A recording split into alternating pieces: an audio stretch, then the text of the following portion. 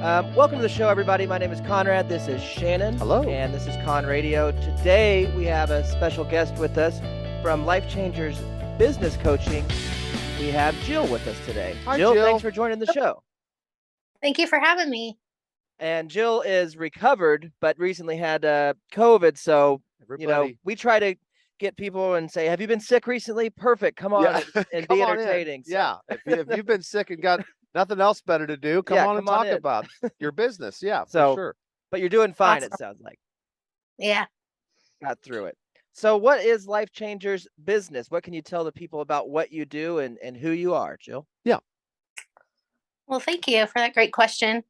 I am a trained business coach. I'm aligned with the ICF, which is the International Coaching Federation. So I have education that's been accredited by them. And I love to come alongside business owners, whether it's something you've started from scratch, you're direct sales, you're a rep for a company, you own your own brick and mortar, something like that. Just come alongside you. A lot of times, business owners are stuck in some areas or a lot of areas of their business. And I like to help people get unstuck and create that vision. Of course, it's theirs. So I don't tell you what to do, but I help you figure out what you want to do and the steps to get there. And when I see someone sitting in success that they've defined, that's very gratifying.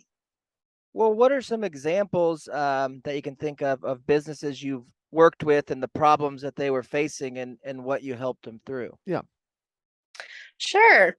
One of my longer clients that I've had, she owns a boutique, and it's kind of interesting, at least from a business point of view, because there's a bunch of booths that people rent out within the business. So she is the owner of the business, and at the end of the day, she pays the bills to keep the electricity and things like that on. But each booth owner has their own space, Right. but she still has uh, guidelines that they need to abide by to keep the space looking good and keep everything working properly. And so she had her business open for probably 3 or 4 years, and someone that knows me heard her say, I just can't do this anymore. So they happened to give them my card and said, hey, just call her, just see if she can help you or whatever. And so we did end up coaching together, and it was really amazing because that was her dream, and she really loved doing it, but she was bogged down by all these things that she didn't love, that was superseding the joy that she once had of operating the business. And so we worked a lot on boundaries. And she lives in a rural town, so a lot of times it's your word. It's not as contractual as big cities and got a sign on the dotted line. Sure. But she realized that she needed a little bit more of that to help these booth owners, abide by the guidelines and keep the whole aesthetic of the entire business looking similar. Right. And not like someone has a garage sale in one booth and then another one looks like a boutique. And that was really important to her. And also getting people to volunteer, kind of voluntold, as part of their ownership of their booth. And that would alleviate her having to work every single day of the week and help when they have events. And they started doing events probably every other month. And that was phenomenal for her. And she would do them after hours typically and have, beverages, music, all kinds of things. That really drew in a neat crowd. It created a fun atmosphere and set her apart from other boutiques in the area, which is obviously what you want to do as a business owner. You want to have that experience that sets you apart, why people want to shop with you. And she still has her business, which is super cool. She's kind of grown out of me, which is great. I want clients to, gain that success and be able to run their businesses on their own and feel really confident. And I think she's definitely in that space now. Well, it seems like it's what you do is, or at least in that example, she already kind of knows what she needs to do, but maybe there's sometimes people feel like they're afraid to say it to the other people that have the booths, and I know I don't want it to look this way, but I don't want to have to every day Or go in there step and on tell them. toes. Yeah.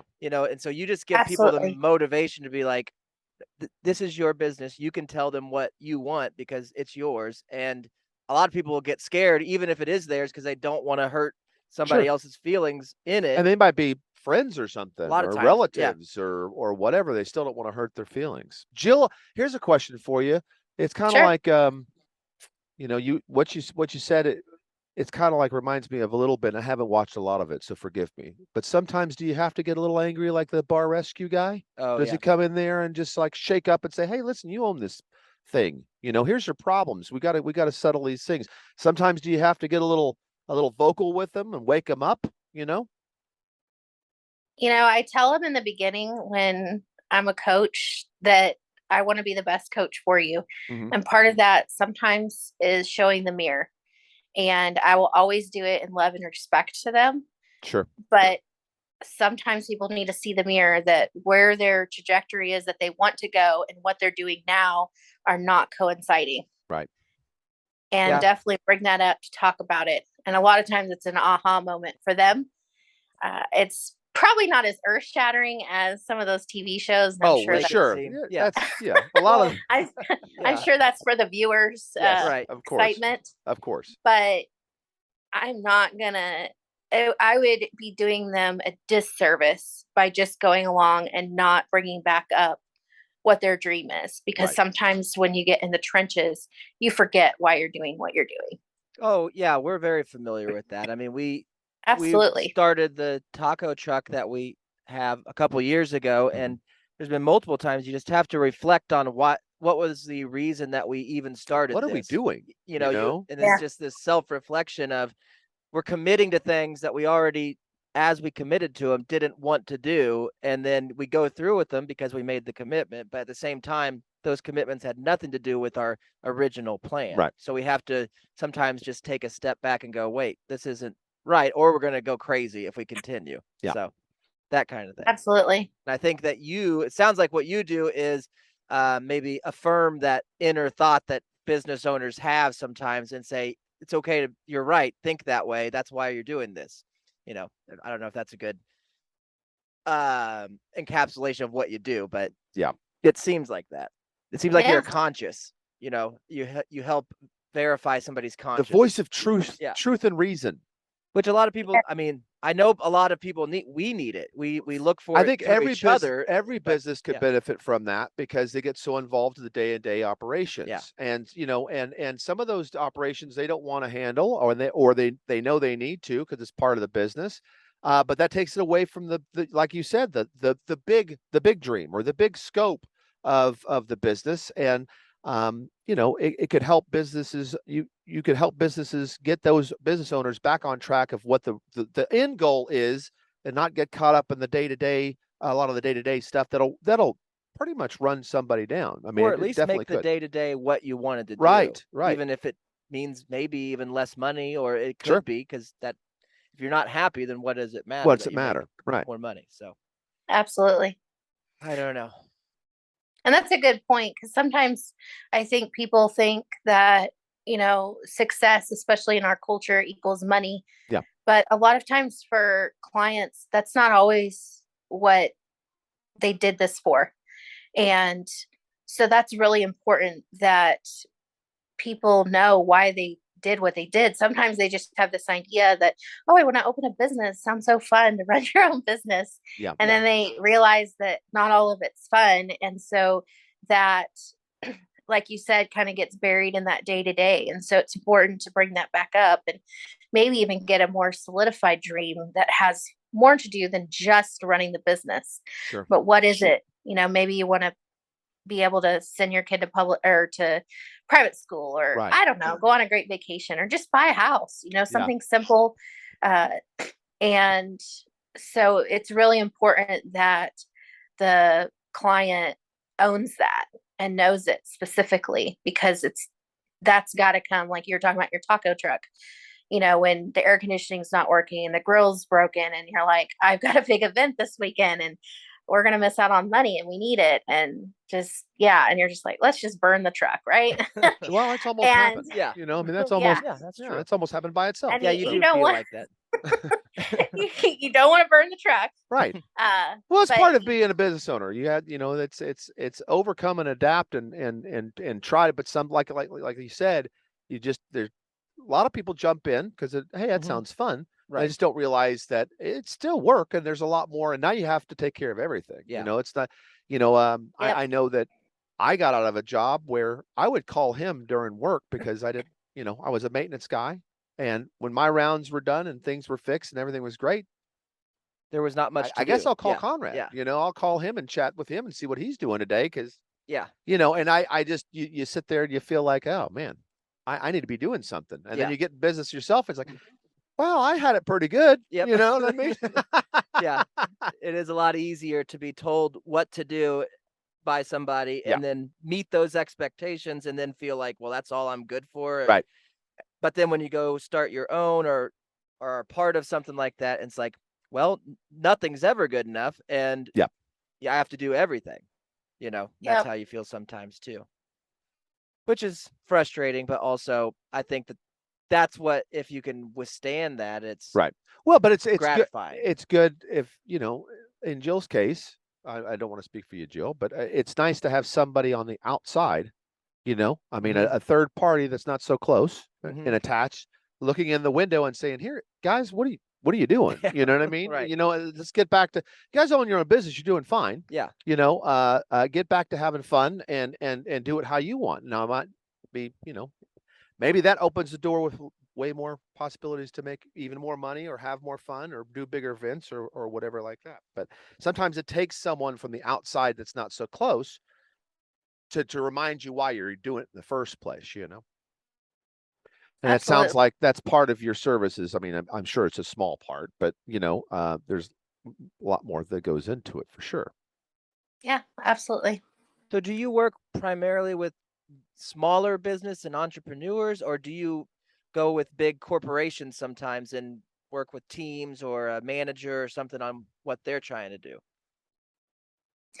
So far, I have serviced small businesses and some direct sales teams because I do have that in my history. Sure. And I'm not opposed to going in, like you said, and doing a workshop for a team or a training like on communication or boundaries or different things like that. I've done some public speaking, like helping people know how to speak and give a presentation. And some of those skills are really good for corporations. Yeah. Obviously. It'd be good for us. Yeah, We've been doing it for 10 years and we still don't know how to talk to people. we have no idea. We need to go to college and get you as our coach. Well, how do you figure out your pricing on something like this? Is it based on just depending on the client and their needs, or do you have an hourly rate that you use when you're and how do they determine if they're getting a good value? I mean, how does that all work? Is it just the scope of the work you'll be doing? Because sometimes it's kind of open-ended. You don't know, you know what I mean? Sometimes a business might need way more help than that you initially thought they did. Right. Right. Well, those are all great questions. Typically, it is an evaluation of the business and their needs. I start at $350 a month and $350 to be very clear. Right. And that includes 3 sessions with me, 45 minutes in length. And we usually do it over the phone because it is better actually for the client and for the coach because some of your senses are lacking, like vision. And so the others are heightened. So you can hear a lot more and focus on that. And then the client also isn't looking at my response because at the end of the day, it doesn't matter what I think. It matters what they think because it's their business and they are creating the life they want to live. And so that is the reason why it's just audible. I've never had a client not be okay with that when I explain it to them, but I'm always open. If there was somebody that just had to see me, that's okay too. And then I also offer retainer services. So if they want to shoot me an email or do a spot call in between sessions, that's fine too. I love celebratory texts or different things, the breakthroughs.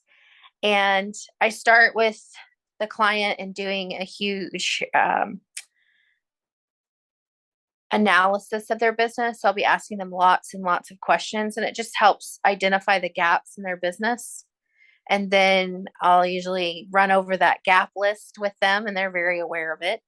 And they get to choose, if they could make some forward momentum in 3 of these areas in the next 60 days, what would be the one that would have the greatest impact on you? So it's very client led.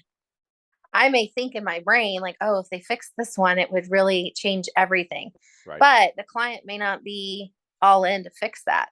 Yeah, But they might be willing to fix these and work on those. And that would give them that gratification and more joy in their business, or more fluidity, or whatever it is that they're lacking, to be able to go and tackle some of those things that are bigger for them.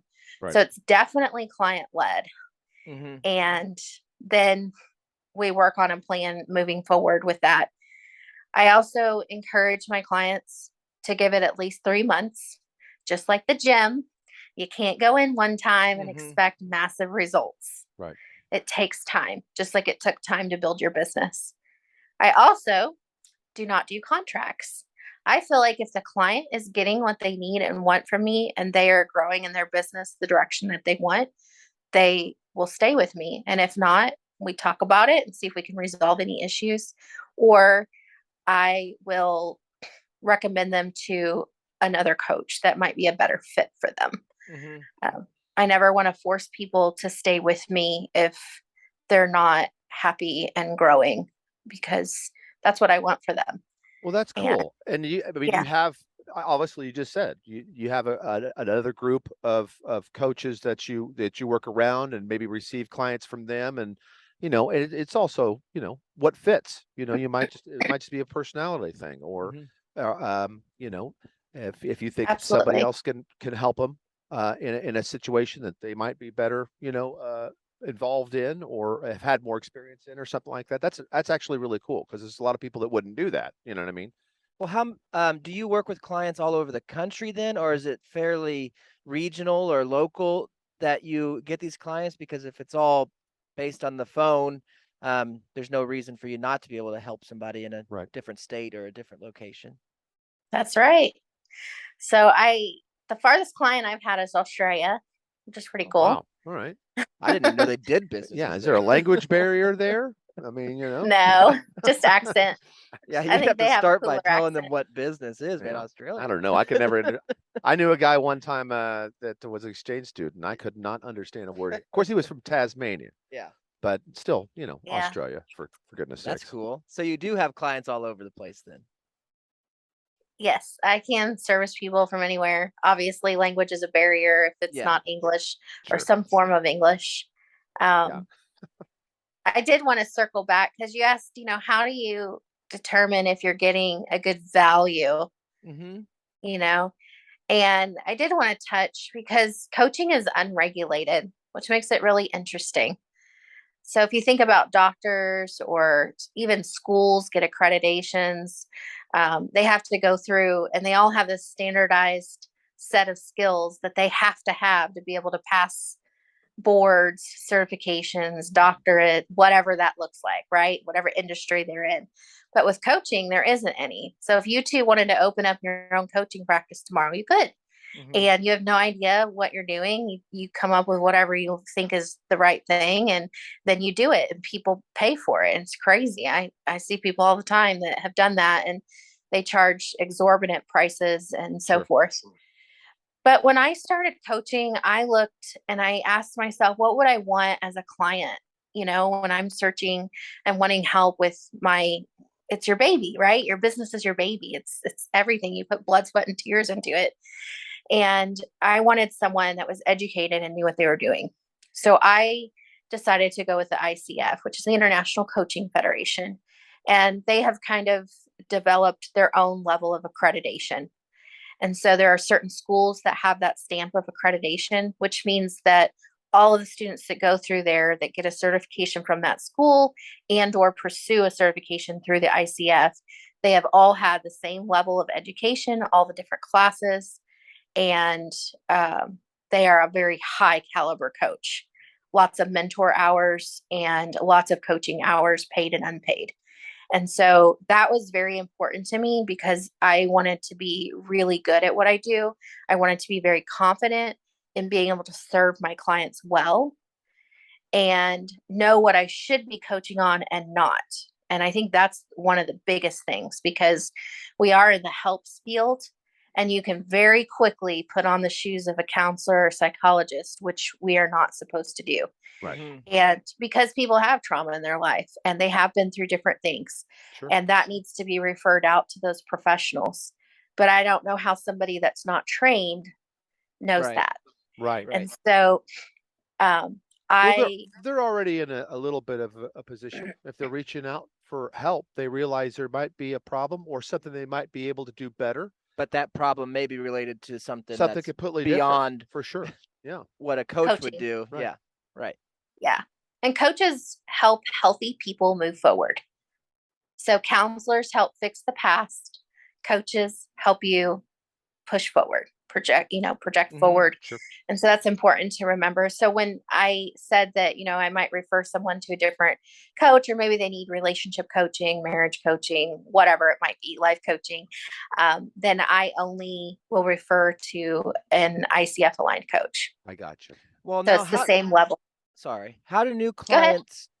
clients find you then? I mean, is it through social media or do they reach out to, like they Googled, I need help with my business? Is ICF something that would come up and they would pick a coach, or how does that work? That's a really interesting question. Unfortunately, the public doesn't really know about ICF unless they've heard about it from somebody. So it's really hard, and the job is on the client, which is really hard for them because you don't know what you don't You know, don't know right? what you're looking for, or Right. where to look Yeah. even. Yeah. And I have come across people that said, "Oh, I spent 7,000 on this program with this person, and I didn't get anything out of it." Right. Mhm. And then here I am, and I'm a lot less, right? Mhm. But I feel like it's the value where I am that I give my clients, and I feel like it's a reasonable rate. And I'm different than that, but it's hard because they've already been burned, kind of. Yeah. $7,000 on something that didn't work is quite a bit of an investment, and so I think it's really hard on the public. So I always try to educate people when I do talk with them, even if they don't go with me. Ask your person, how long did you go to school for? Because there are like over the weekend classes, Mhm. Oh, I and got you. somehow Yeah. you've become a coach in 2 days. Mine was Oh, about 2 years. yeah. Yeah. Right. Yeah. And ask them, what kind of schooling did you have? Did you have education? What did that look like? Right. How many hours of coaching do you have? Those kinds of things. But it's just hard for the public because they don't know. They don't even know to ask that, probably, right? Right. I No, mean, I don't think unless someone so. told them. I think that, yeah, unless they word of mouth said, "Hey, this person really helped me," but that's still, you're limiting yourself. Or do you do a lot of stuff where you reach out to businesses and say, "This is what I offer. If you or any other business owners that need this, is that do you try to spread Little self promotion as far as yourself?" informing people or, Yeah. what. Or do you go to seminars and stuff like that that have businesses there where you guys can do a presentation on what you offer as coaches? Or So I'm in some networking groups. So there's, one-to-one, and sometimes I get to do presentations in those networking groups. So that's helpful because that, targets a group of people that are obviously into networking. So they might Mhm. network for you. And so that helps word of mouth and one-to-one, transactions. And then I've been on a couple podcasts, i.e. Today, Mhm. and some other ones. And then I do also public speaking as like a keynote or different things like that. So that's a big group of people that I can get in front of and speak to. And that is another facet of my business that I do keynote speaking whether it's a lunch and learn at a chamber or it's, you know, a retreat or a conference or something like that. I can speak to any of them. And so that's another facet, and I guess you could say stream of income for my business that I really want to grow. I love speaking. I feel like the Lord has opened that area for me to be able to encourage people and help them become, you know, whatever it is that they deem that they've been created to be, right? Or help them to discover what that is, right? Some people are still searching. Oh, I don't know what I want to do. I don't know what I'm supposed to do. And so I love being in that space. So that's another realm. And also, you know, they could, oh wow, you know, I want to coach with this girl, you know, one-on-one. And so those are some different ways. Still growing my business. I'm on social media. I do classes every month. Just different ways to kind of introduce people to myself and grow that. Well, when you do a keynote speech, and does that change depending on the luncheon or the chamber, or like, are you doing the same keynote speech? Have you prepared one that you can take to almost anywhere and do? That's general enough, I guess, to be for any kind of business or any kind of situation. I have a few that can be that way, that could be tweaked. Mm-hmm. I really like to try to find out as much information I can about the group that I'm speaking to, because that might not be the best fit. And I really want to give everything that I can to that group and really meet them where they are and help them move forward. And so what I have may not be the perfect puzzle piece, right? Mm-hmm. I'm also a Toastmaster. I've been a Toastmaster since Whoa. 2011. Whoa, you can't say toast without us. Yeah, And it's kind of like saying lasers. We have to stop on Yeah, anything Toastmaster. toast. Yep. Toastmaster. sorry. No, that's awesome. No, that's great. That's super cool. So I've written a lot of speeches through that program. And for anybody that isn't aware of it, it's basically studying the art of public speaking in a group club format. Awesome. We meet once a month or once a week, sorry. So I've done that a long time. And I did that because I wanted to refine what I'm doing, become better. I still obviously have gaps. We all do, right? We're always growing, but I wanted to be better. I wanted to feel confident in putting together a message that I could deliver to people. And then also I get to help other people do that too, just because I've learned that skill. So I do have some, I guess you could say, kind of cookie cutter speeches, but then I really like creating a speech that's specific to the group. I guess because of my Toastmasters training, that's what I've always done. I never reuse a speech unless I'm getting critiqued on it. And then I have to go back and utilize that critiquing, right? Yeah. In that Revise speech. it. Right. Mm-hmm.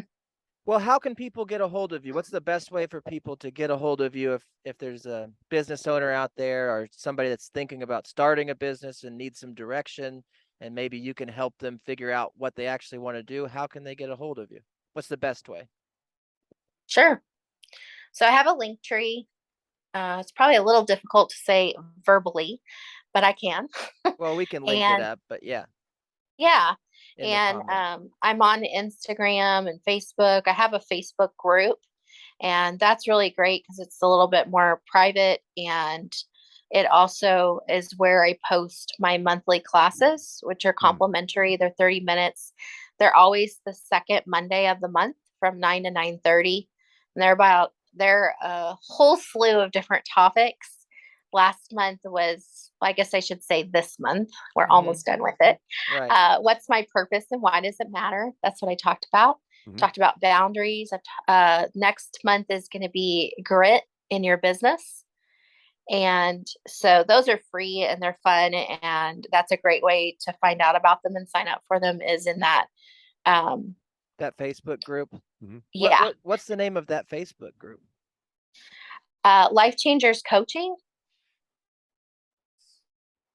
And then the link tree is LINKTR period EE. And then the backslash leaning to the right. And then Life Changers, the numerical 4, and then YOU. And that has my calendar if you want like just to talk to me for a few minutes and see if coaching be a good option. Right. It has my social media handles and a whole bunch of things in there. And so that's a really good resource to have to be able to connect with me in whatever way you feel is the best. But Well, yeah, that's great. Jill, thank you for coming on, and we'll send as many people to your Facebook group or your Facebook page and have them, because I know your link tree is on your Facebook page because I Right. clicked on it and kind of rifled through some of that stuff before the interview. So if there's somebody out there that needs help or needs direction or knows kind of like there's something in the back of their mind they want to do, but they just need a little bit of pushing, they could reach out here to Jill and she can help you make that push to the future. yeah. Thank you guys so much Yeah, for you having me, Thanks for asking such coming on. great questions. And I hope you get feeling better. You know, good Oh, luck thank on you. your recovery. You know, I mean, you sound great. I mean, so hopefully you're on the downhill of it. So I am, it's always thankfully. a bad deal, and unfortunately, it's not the first time we've had someone reach out and say, "Hey, Well, I'm yeah, dealing with it." right. So Yeah, the whole world's um, dealing with that. So, but thank you for having some grit and getting through it, and we appreciate you coming on. Oh, thank you so much, guys. It's been a pleasure. thanks. Have See a you. good Have a day. great day. Bye.